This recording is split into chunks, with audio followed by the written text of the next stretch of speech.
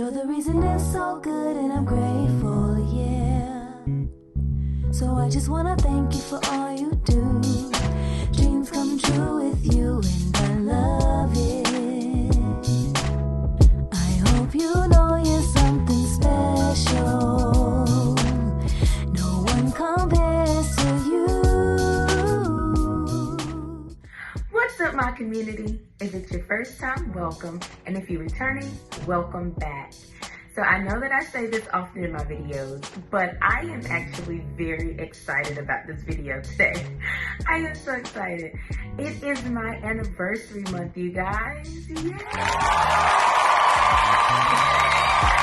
This year, or this month, on April 25th, my husband and I will be celebrating our 1-year anniversary. So I'm really excited, so grateful.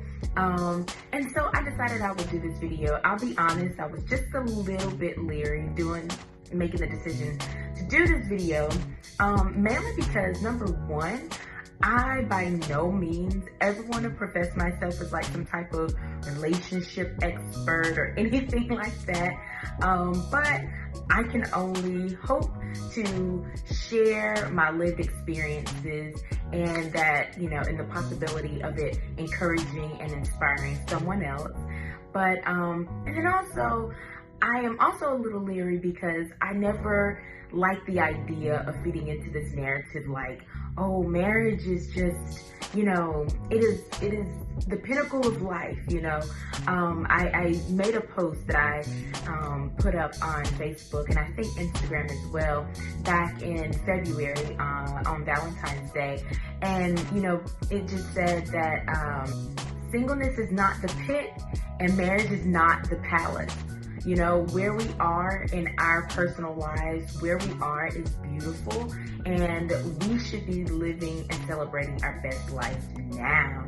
And so I was just a little bit leery just because I'm like, I don't want this to be like, you know, marriage, once you get here, it's the best thing and life begins. So just was a little bit leery of it. But then I had a friend of mine, shout out to Ashley Hargrave with her podcast, My Big Sister Said. And so she's working on a project and asked if I would be willing to participate and provide my input on lessons learned as a newlywed. And first of all, when she asked me, I was extremely honored that I was asked to be a part of the project. So I was like, ah! And but then I was like, oh shoot, what have I learned? What have I learned as a newlywed? But once I got to thinking about it, it really wasn't hard for those thoughts to start to come to my mind. And I decided to share it on my channel just because I feel like the lessons I feel like I've learned so far as a newlywed, I feel like are they're appropriate to life no matter where you are in life. And so I felt like maybe it would be a good idea for me to share the top 10 things that I have learned so far as a newlywed. And so that's what I'm going to share with you today. And depending on how long this video goes, I might do this in 2 parts, but we'll see about that. But before I jump into those top 10 things, I just wanted to take a moment to actually talk about my husband a little bit. I tried to convince him to do a sit down video with me just so that we could talk and people get to know him a little bit. But he is certainly not the camera kind of guy, sit down in front of the camera and talk and all that kind of stuff. And I totally respect that. But guys, if you would just say a prayer for me, maybe I can convince him. Ask God if he'll just, you know, like work on his heart. Maybe I can convince him. But I did an interview recently with Dr. Nikki Maddox Parson, and in that video, she talked about her husband and how he's not loud in words, but he's loud in action. And when I heard her say that, like, I couldn't have explained my husband any better. Like, that is absolutely him. I always say that I'm so grateful.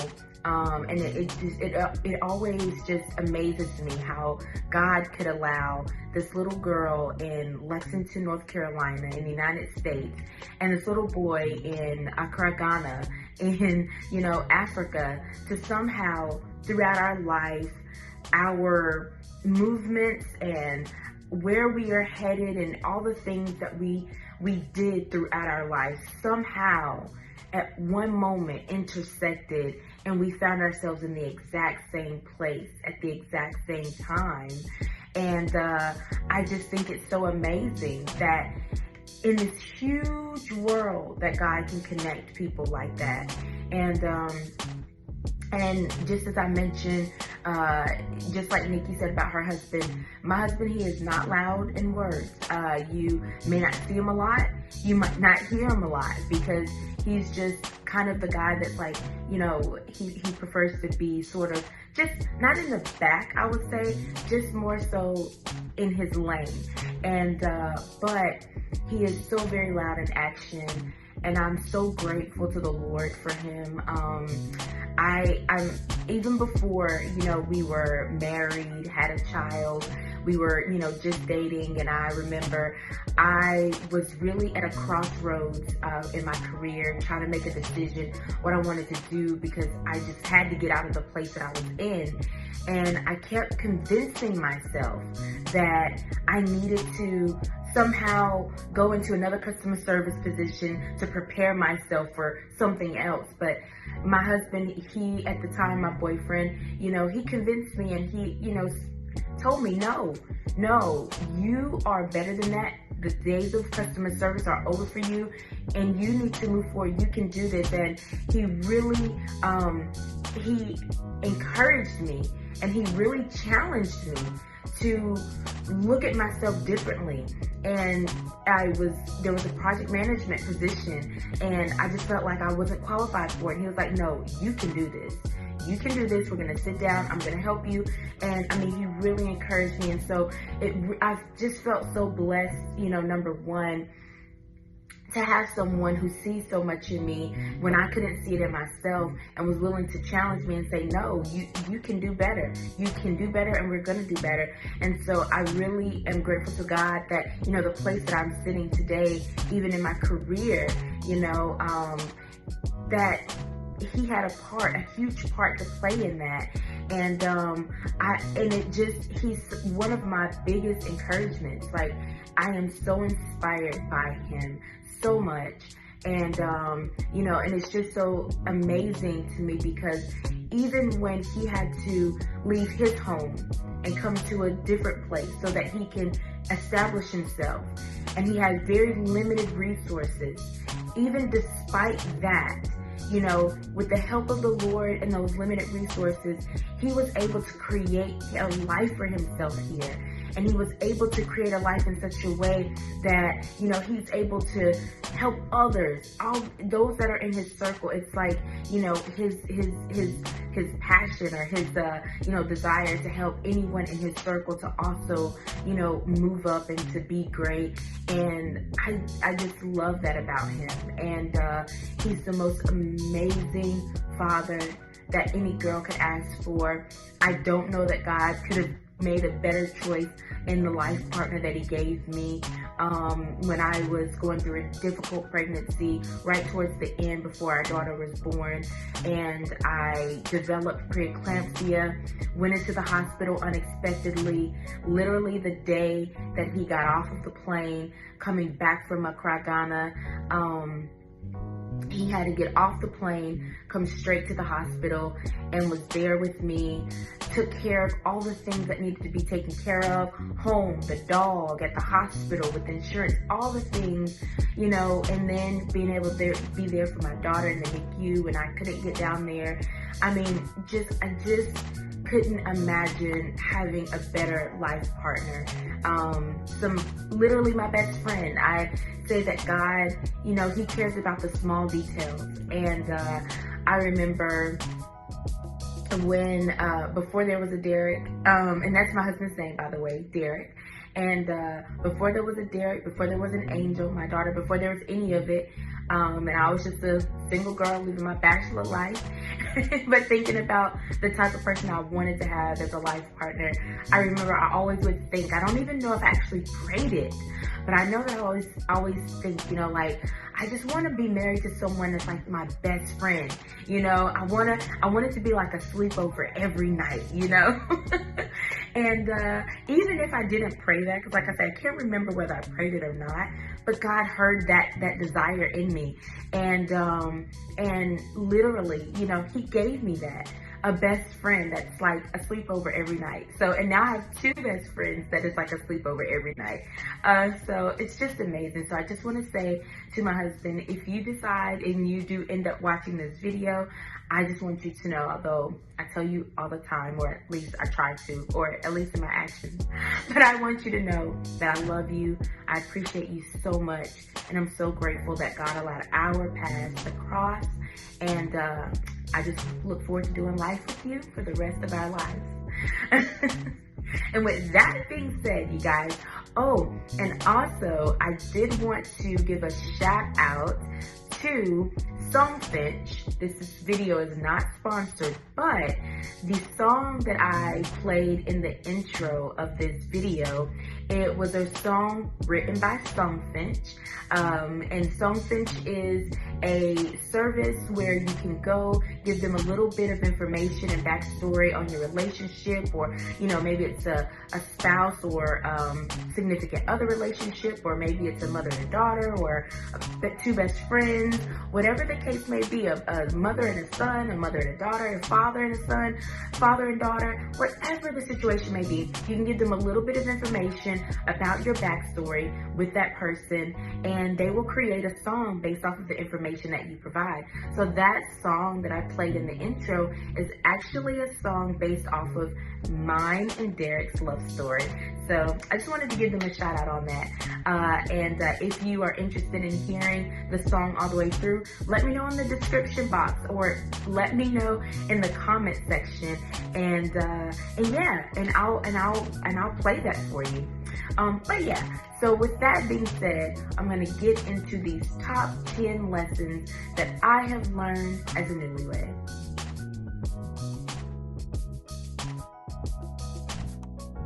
Number 1, anchor yourself. Life is unpredictable, and my husband and I, we've already had our share of waves that we've had to ride, storms that we've had to weather, and you know, just thinking back, like I said, we have a daughter. She is going to be 2 years old on July the 3rd, and even just going through that together, that was such a huge test of what it would be like as life partners, because we did have our daughter out of wedlock, so before we were married, and but just going through that experience with him, I mean, it absolutely gave a snippet and insight into the type of partners we would be in life in very difficult situations, because we had to go through the initial state of it. You know, like I said, my husband had went on a trip back home to Ghana.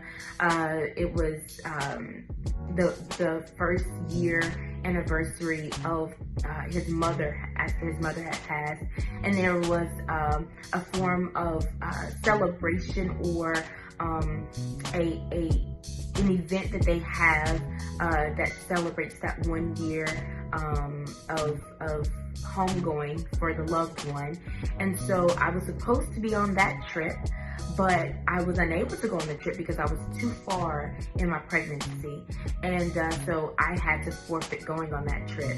So that was already like a little bit of like, I should have been there. I wanted to be there.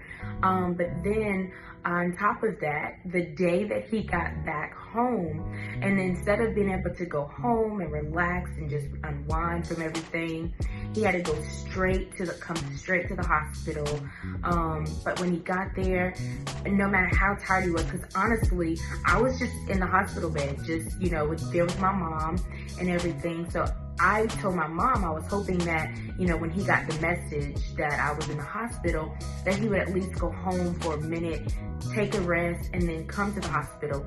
But he didn't. He came straight there, just got straight to work, figuring out what I needed and everything. And no matter how tired he was, he didn't wear it on his face, And then just going through our daughter being born, and then being in the NICU for a month, and having to go back and forth while I was in the hospital for a week, taking care of the dog. Just so many things in that situation alone that showed me what life could be as life partners together. Because even as all these serious moments were happening and different things that we had to experience through that, there was a way that he could still get me to laugh. So there was still a lot of laughter through it, a lot of comfort to know that I don't have to worry about anything back home, or, it was just a true testament of what we could look like as life partners. And so, we have had those, we've had some, again, waves that we've had to ride, storms that we've had to weather so far. You don't always agree on everything. There's always those little moments where, life comes in, sneaks in, and, you start to, have those little disagreements and whatnot. But it's amazing to have an anchor. When you have an anchor that can be the constant, when the storms of life come, when the waves happen, and it helps to, because emotions are going to be volatile. Life is volatile. But when you have that anchor that can be the constant, when all of those things are taking place, that can help to recalibrate and reset the tone of the union, it really, really helps. And I know for my husband and I, our relationship with Christ is absolutely that anchor for us.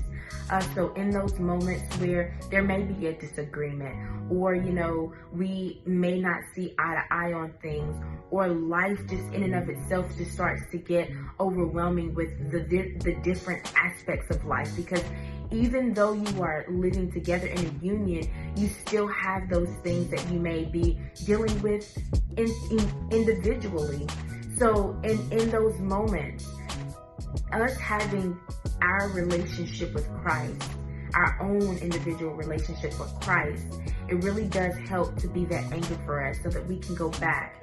We can connect with him here, and he can speak to us individually and together to say, I think you could do that a little bit better, or I think you could, you might need to go apologize for that, or, God, keep still, be still, and know that I am here with you through this.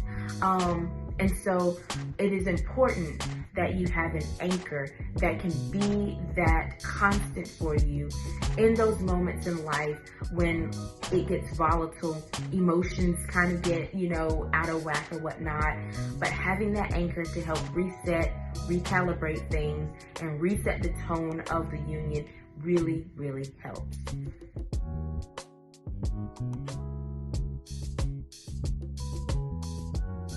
Number 2, marriage is work.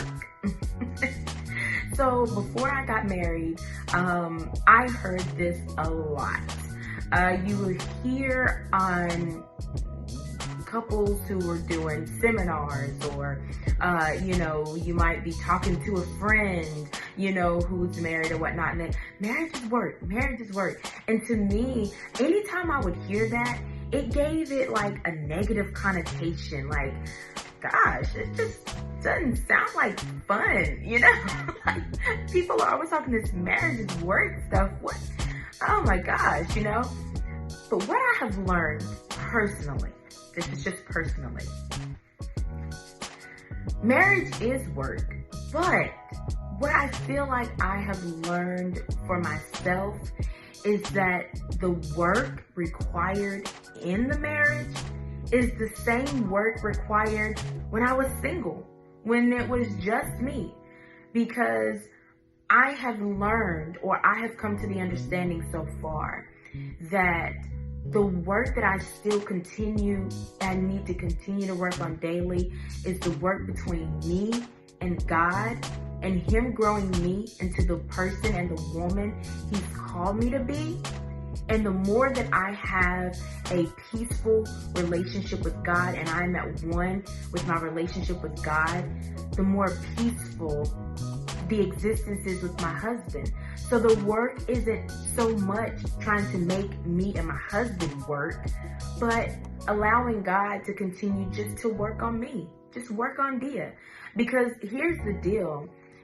I don't care what relationship you are in. If it's a working relationship, a relationship with a parent, relationship with a spouse, relationship with a child, regardless of the form of relationship, who you are internally is who is going to show up in all of the moments when life starts to squeeze and get tough and your emotions start to show and arise.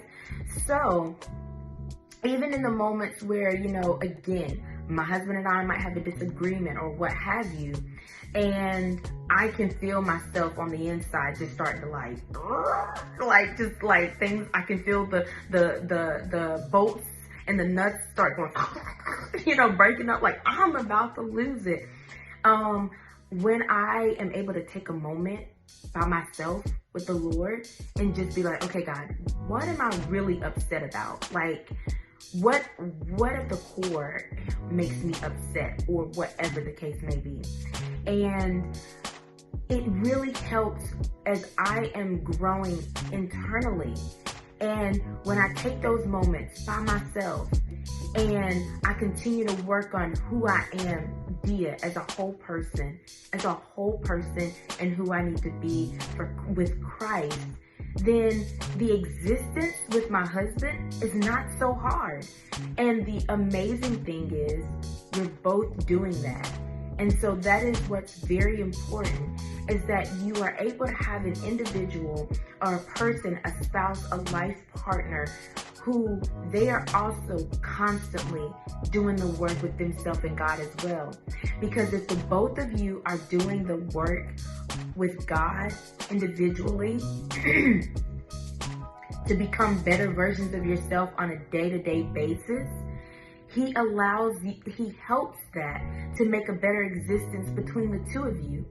So I just found that this work that I feel like, and I totally understand that for different couples, it's different. And you might need certain added help, in that work. So you might need to, seek out therapy to help you navigate those places in yourself, or navigate understanding, what the other person is saying or what have you. But I just personally found that work that we need for our relationship, it's a lot of work just individually. Because you hear a lot, it said that when you get married, it's a lot of sacrifice, or a lot of selflessness. You have to learn to be instead of being selfish, be selfless and serve the other person. It's a servitude and being selfless. And that's very true, because at the end of the day, I have to remind myself that my husband and I, we are a team. We are not enemies to one another. We are not in opposition with one another. So when we have those moments where life gets tough or we may have disagreements, there is a resolve. And if I'm doing the work inside of myself so that God can show me how to be a better Rhea, it helps me to show up and be a better wife for my husband, a better mother for my child, for my daughter.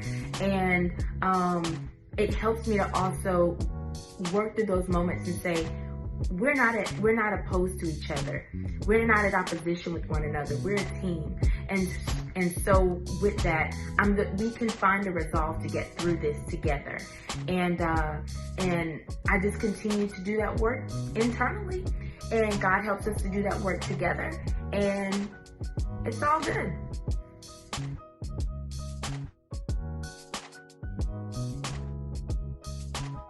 Number 3, communication is key. And I wrote something down, so I'm going to read it here real quick, that I wanted to share about communication. Number 1, you have to talk. And not just talk, but listen actively. Listen and talk with the intention of creating a safe space for your spouse to feel comfortable bringing any issue or concern, no matter how small or big, and coming to a healthy resolve in the end. Even if that healthy resolve is agreeing to disagree. It's amazing how any topic can bring you and your spouse closer rather than drive a wedge when communication flows free, fearless, and consistent. And, you know, I've learned after, being on the other side, going from dating to being on the other side of marriage, I've learned that communication, it doesn't start when you get married. One of the things that I'm so grateful about my husband and I's relationship, even when we were dating, is that from day one, we have been brutally honest about everything. And I mean everything. And it's so amazing that my husband listens. I didn't even remember that I said this, but I remember when we first met and we had one of our very first conversations, and he asked me what was something like what was my goal or what was important to me, something like that. And I simply said money, like my financial health. I really want to get to a better place financially. And I forgot that I ever even said that, but when I was having a challenge with my career and I was at a crossroads and I was trying to figure out what I was going to do, and he had brought up this position because we both work for the same financial institution, and he knew where I was at, but he also knew some of the skills that I had developed. And so he presented to me the option of going into project management and showed me, what the position entailed and everything like that. And I'm like, oh no, I'm not, that's not for me. I'm not there yet. I still got to go through this and get through this position and go, maybe I need to go into customer service over here, do more, And he was like, no, you got this. And he reminded me of what I told him my goal was in one of our very first conversations. And I was like, oh, I did say that, didn't I? He was like, yeah. And if that is your goal, then you've got to step it up. And he was so right. But he listened intently at what I was saying, even from day one. And what I found is that having that free-flowing, honest communication, even while we were dating, has helped us while we are married, because there is no reserve, or there is no feeling of needing to be reserved in expressing myself. And he the same. And one of the most important things that you do here when it comes to marriage or relationship, whatever relationship it is that you have to be able to effectively communicate. And I know that can be difficult sometimes, well, how do I effectively communicate when the person isn't hearing me? Or when, we just cannot seem to just, everything I say, he misinterprets, and everything he say, But one of the most important things that I try to remind myself again from my last point is that we are not enemies. We are not in opposition with each other. So even when it comes to a point where he might express something and say something that feels out of pocket, or I might say something that is out of pocket a little bit, we make a choice to come back and say, let's talk about that. Because the thing is throughout the day, throughout the weeks, throughout the months, throughout the years that you are together, neither one of you is going to say things perfectly. You are going to say things that are just going to come out, and it's going to come out wrong, and it's going to sting. It just might sting a little bit, because it's like, what? Did you clutch my pearls? Did you just say that to me? Not me, you know?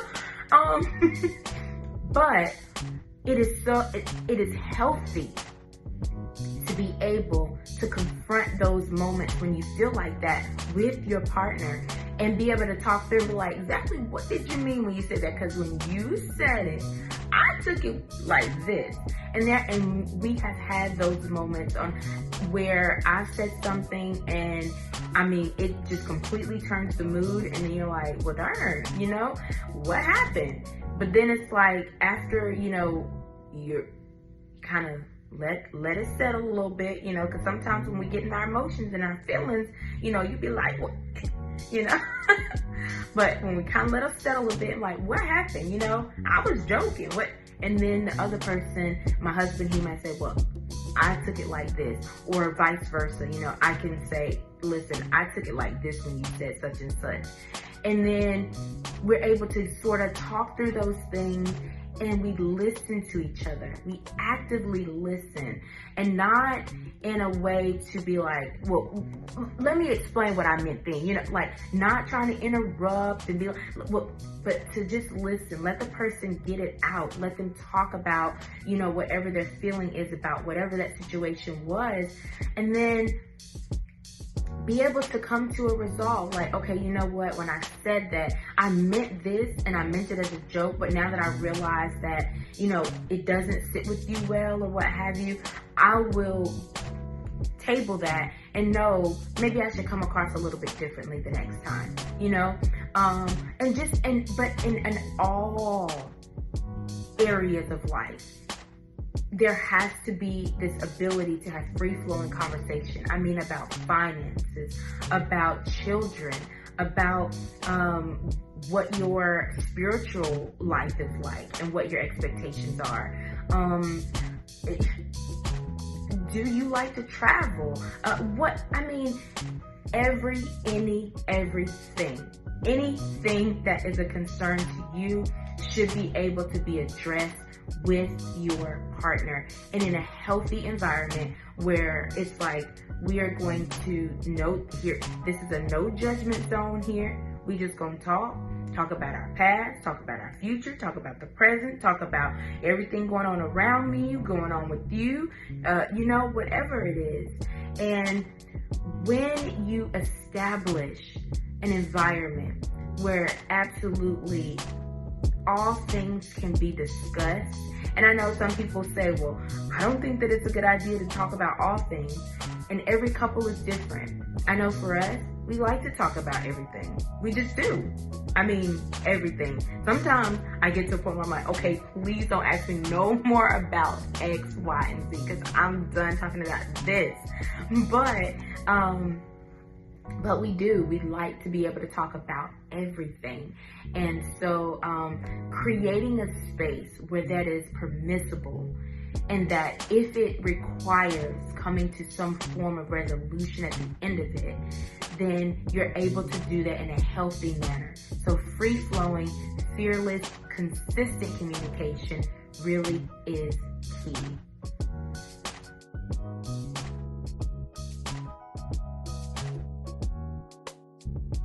Number 4, keep your eyes on your own paper.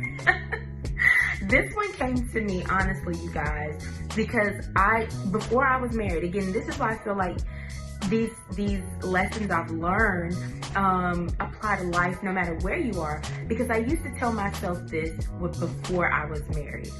Dia, keep your eyes on your own paper, girl.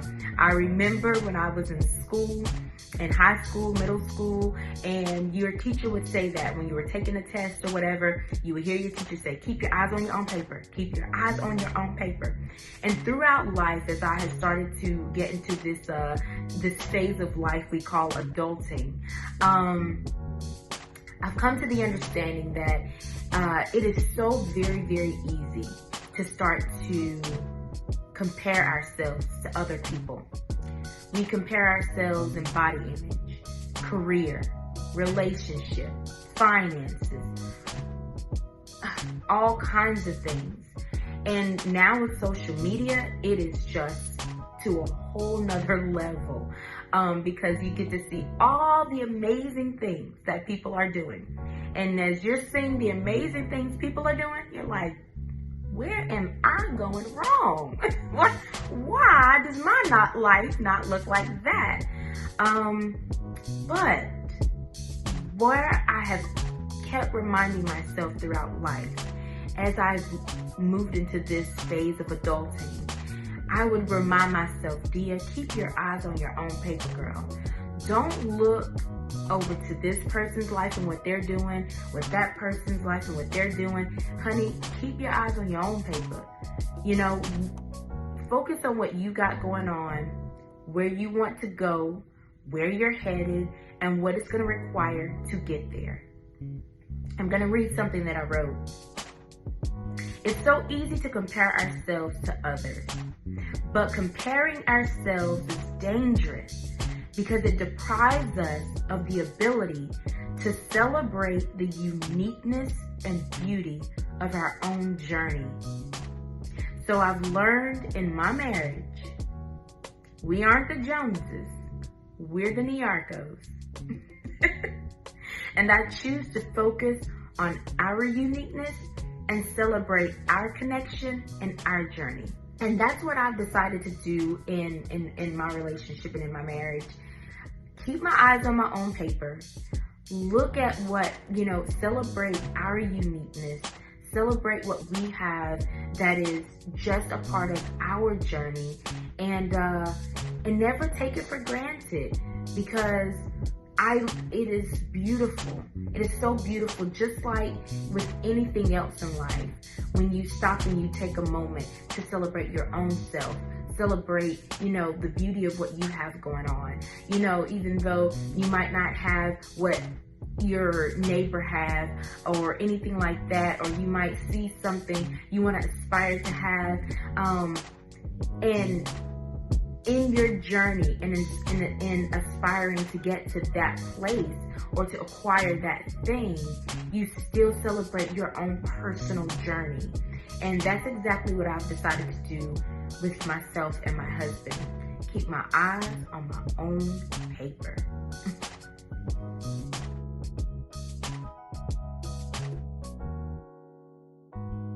Number 5, take a breather. Okay, listen, we already have enough in life, just period. I don't care, again, where you find yourself, where you are in this journey we call life. Stuff is going on around us all the time, okay? And just even if it's just you, there's enough going on all the time. And so I've learned now, being in this place as wife and mother, I remind myself, Dia, there is still a little girl on the inside of you that has been inside of you since the day you were born. A little girl that still has dreams, that still has goals, that sometimes needs to just stop and take a shower, that needs a snack, that just wants to take her dog for a walk, who just needs to take a break and just breathe. And I do just that. We have to allow ourselves those moments to just take a breather and allow our spouse to do the same. I know for me, a lot of the times, shower time is that breather time. I take my time. I sit in the bathroom sometimes for 30 minutes and just look in the mirror, talking to myself, looking at my hair, picking in my teeth. You know what I'm saying? Just idly, just taking a breather, okay? And then I put me some candles on, put on some music, get in the shower, relax, let the water just wash all over me. Take my time, come out, moisturize. I mean, sometimes I just want to just go off, have a little snack by myself, just enjoy just eating that piece of chocolate by myself. You know what I'm saying? Just coming off to myself, thinking about, oh man, I'd love to do this for my YouTube channel. Let me go take some time to myself real quick and, take some notes or, brainstorm on how I actually want to deliver this, what have you. And I'm so, so grateful that I do have a husband who does not disturb me and allows me. He will take our daughter off and they will play and do their little thing while I take a moment to myself and just have that breather. And I try to do the same for him as well, so that he can have those moments where he goes off and maybe he wants to shave his head, maybe he wants to, I don't know, whatever it is, it's fine. Just go take a breather, because you need that moment. Life just can get overwhelming, and sometimes you need to just stop and just